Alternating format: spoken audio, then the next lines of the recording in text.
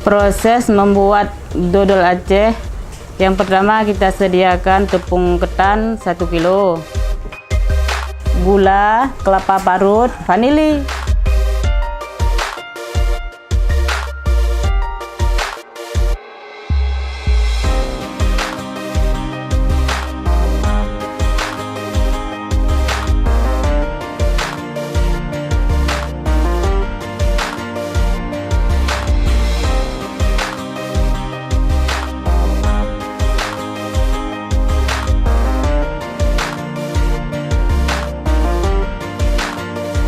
Desa Besar Seberang terdiri dari 5 dusun, berjumlah kakak 687, jumlah jiwa 2.887, dan jumlah luas areal kami 5 kilo persegi.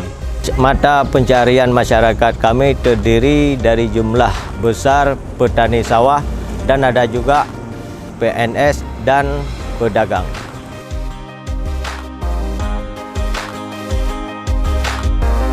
Kegiatan Ibu PKK selama ini di Desa Besar Seberang sudah mempunyai pekerjaan di dalam pembuatan kuih. Yang pertama dodol Aceh dan kuih-kuih lainnya, dan juga ada tape ubi, pulut panggang, dan juga selama ini sudah kami pasaran di warung-warung terdekat.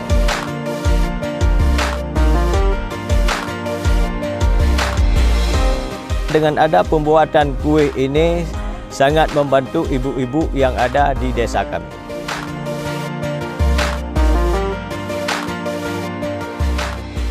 Semenjak mengalir dana desa ke desa mulai 2015 sampai sekarang, masyarakat sudah menikmati dan memanfaat selama ini.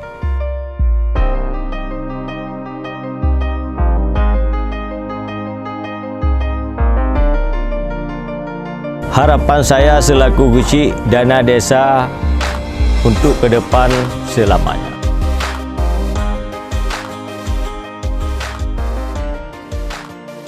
Kami PKK Kasih Sayang Gampung Besar Seberang, Kecamatan Perlak Barat, Kabupaten Aceh Timur. Kami beranggota 29 orang.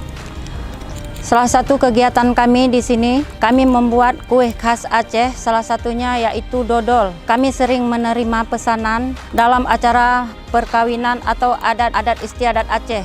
Pemasaran kami selama ini tingkat kecamatan, sekarang kami sudah ke tingkat kabupaten.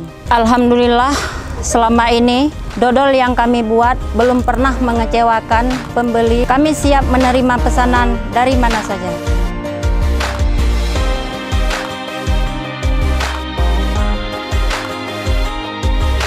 PKK Kasih Sayang. Yes.